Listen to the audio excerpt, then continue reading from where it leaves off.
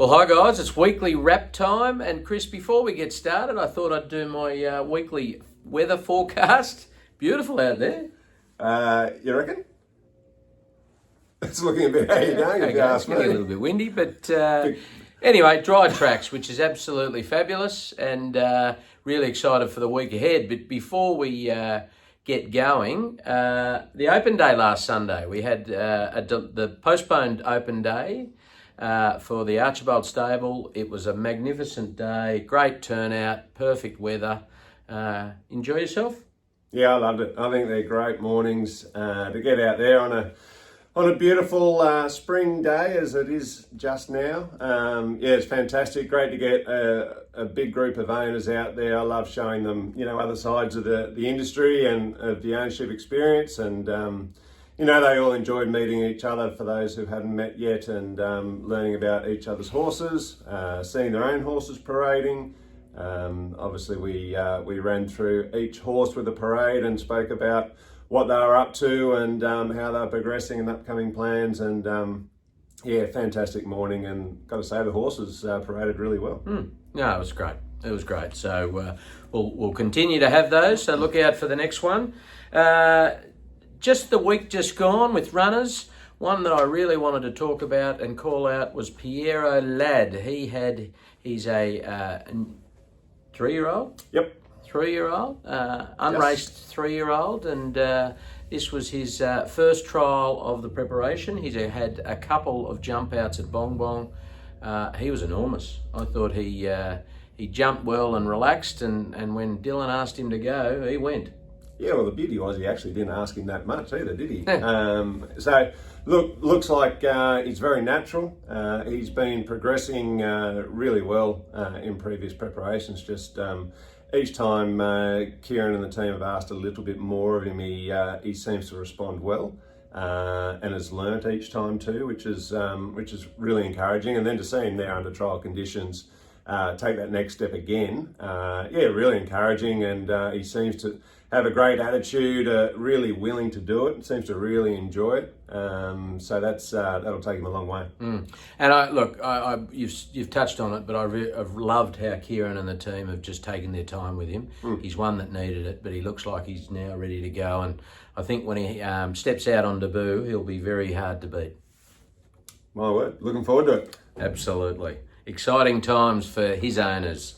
So moving on to this week, big week, another black type week for us, but we'll start with Sweet Proposal. She's stepping out tomorrow at the Gold Coast, stepping up to 1,800 metres for the second time in her career. And I'm really looking forward to seeing her step out. It'll be a smallish field. She ran really well last start at Doodman. Yep. Just got pipped on the post, but I'm really excited to see how she goes tomorrow. Yeah, I agree. It'll be interesting, actually. Did perform very nicely last start for a third there. Over 1,680, if my memory serves me correctly. Second attempt at the 1,800 metres in her career. She has tried it once before in a previous prep. Didn't work out that day, but there was some really genuine excuses. It was quite an oddly run race, which, as it panned out, didn't suit her at all. So all the jockeys this time through have been suggesting that she's really going to appreciate getting up over 1,800 again. So look, I think we're going to answer some questions, and it's going to be exciting to see what she does. Absolutely. 4 lengths win will answer the questions, won't it? Yeah. And then we move on to our stakes performed Kajenga, who steps out in the Group 2 Furious Stakes tomorrow. She's resuming over 1,200 metres off just one trial. She had a shorter break this time because we wanted to get her back for this series, but she's trialled really well and really excited. Chad got off her at the trials and thinks she'll get to a mile, so hopefully that's the case, and we've got a good path ahead. But strong race tomorrow. It'll be interesting to see how she goes. Yeah, very strong race. Very deep, full of quality, as it should be. It's a Group 2 event. But yeah, she trialled really well coming into it. Ethan Brown on board. He's certainly in form jockey at the moment, leading the Victorian Premiership. strike rates are enormous lately. So let's hope he keeps that going. And jumping from a slightly tricky barrier, but just looking at the speed map, I can imagine her getting actually a pretty good run. I think it might work out well. She might get midfield and hopefully one off the fence and peel out down the straight and go whooshka. But love to see her perform well. As you say, it's a very strong race. A few of these horses have already had a run or two under their belt this prep, so they're going to be pretty rock hard fit. She's still getting to that point, will take improvement, but she's very talented. I expect her to run really well, and love to see her run top 5. I could see her running anywhere from first to midfield, but if she runs top 5, I think we're cooking with gas. Last time she was at Randwick, she came from last, and I think there was something wrong with the photo finish that day, because I'm sure she won. I'm looking forward to seeing her tomorrow, and we've got about 1,000 owners looking for tickets at the moment, so I'm sure they're pretty excited too. Yeah, and I tell you what, wouldn't a Group 2 result on her pedigree do wonders for her and her owners as well? Whether that's anywhere in the top 3 or even 4, fourth to a degree. So best of luck to all of her owners. Exciting race ahead. Moving on to Hay Street. Now, Hay Street ran in the Group 3 Vane Stakes last start. Was a bit unlucky. Probably didn't get a great run in transit as well, but we've decided to put him back to maiden company just to try to knock off that Try and get the job done. Absolutely. He's done very well. He's run at group level a couple of times and performed really well, but hasn't actually won yet. So we'll step back in grade, hopefully find something we can just knock off. He's got 3 options. Bendigo on Sunday, he's drawn barrier 1. So that looks potentially a good option, but I do know Annabelle and Rob were keen to get him back up to Sydney too. He's got Canterbury as an option next Wednesday, as well as Sandown Lakeside. So we'll have a chat to her today and start making some plans for him. But look, I think he'll be very hard to beat in maiden company. Couldn't agree more. I mean, it's funny to think he's still a maiden, eligible for these maiden races, given he's been racing in group races already so early in his career. But look, that's a testament to his natural ability. He's a very talented horse.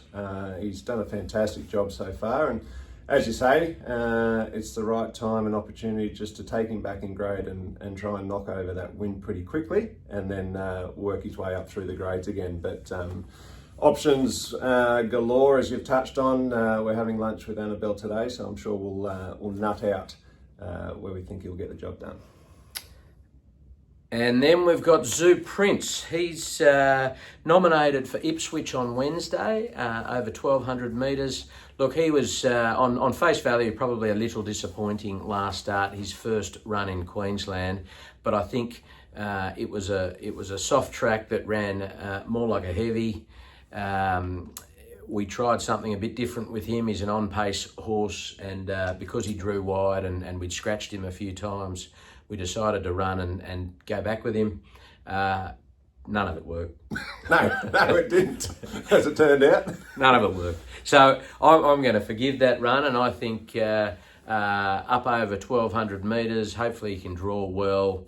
The track will certainly be a lot firmer up there, and be nice to get him back to performing well. Yeah, and look, I'm confident he'll bounce back too. I think we knew those things were a risk. Obviously, we drew wide in that last start. It was only a short run to the turn, so didn't really have much of a choice other than to go back and just see how he responded to it. You don't know until you try sometimes. Could look like geniuses, but end up looking like dunces, I'm afraid. Yep. So that happens. But yeah, I'm sure if we get a good gate, he'll bounce back and be a lot more competitive here.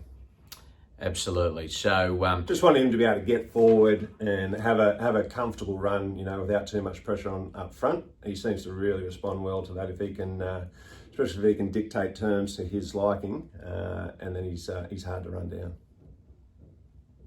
You done? I'm done. No, agreed. So good luck to all owners in the coming week.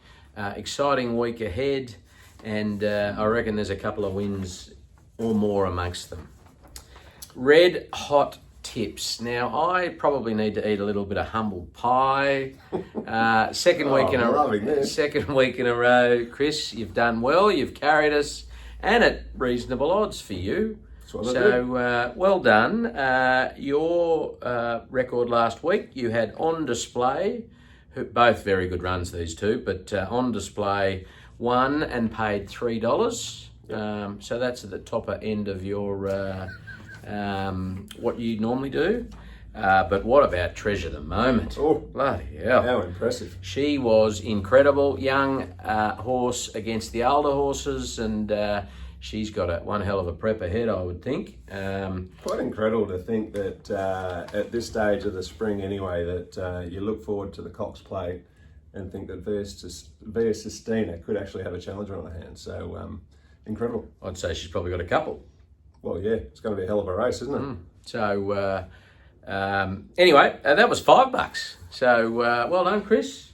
Well done. Thank you, Samuel. Can you keep that roll going? Well, we can only try. And I've only got 3 tips this week, and I think there might be 1 or 2 in amongst them. So we'll start off at Randwick, race 4. I'm going to go Travolta with Zach Lloyd on board. Up in class here, but right down in weight too. I think drops about 6.5 kilos from its last start win, and I think it's going to appreciate no weight on its back, and Zach will get the job done for a win there. Race 7 in the Chelmsford Stakes. I loved Chill Wolf's run last start. Obviously didn't get it done, but just got so far back from a tricky barrier, came around the outside and absolutely flew home, particularly strong there. So runs anything remotely like that here from a much better barrier. I think Charles Wolf and Chad can get it done this time. And then down in Moonee Valley, race 6, got a little sneaky down there, Space Rider for Mickey D and Mick Price and the Kent stable. There's a win there at about 480. So very good, Chris. 3 from 3. I think the weekend will finish. Wouldn't that be nice? Well, I've got 5. I am starting this afternoon at Wyong, the Wyong Gold Cup. Ooh. And I'm on number 1, the reigning N.E. Mannion Cup winner, Al Alcance, paying $3.60, a Gay and Adrian horse. Always a good form race. Yeah, absolutely. Absolutely, don't be smart. Moving on to, where we go? We'll go to Moonee Valley. Race 7, the Atlantic Jewel. I'm on number 14, Point Barrow, paying $11, so I'll go each way on that. Still at Moonee Valley, race 9, the Moor... The what? the Moya. I do that all the time. The Moya Stakes. I'm on number 16, Escher, paying $5 for the win. We've had 1 crossover for the week, Chris. Race 7 at Randwick, the Chelmsford. I too am having 1 shorty for the week. I'm on Charwolf, paying $2.50 for the win. So we're both on that. So that's what do they say? What do they say on Sky Racing? Great minds or something. Something like that. Yeah. And the lucky last race 10 at Randwick. I'm on number 1, Point and Shoot, paying $4.80. So for the win as well. How many was that? It seemed like a few. 5. Okay, so there's 8. Oh no, there's 7. Yeah, there's 7 for our viewers. So yeah, best of luck. You're going to need it. Absolutely. Good day of racing tomorrow, though. Sydney, Melbourne, Gold Coast. Heating up. Gold Coast. Yep. And good luck to everyone. Have a lovely weekend. Happy Father's Day to all the fathers. Yes, that's right. Happy Father's Day. What do you got planned on Sunday, Chris? You going to get spoiled? I believe so. I hope so. No, we've got a nice lunch on at our place, which, yeah, looking forward to. It should be great. Very good. Rightio. Have a great weekend. Enjoy it.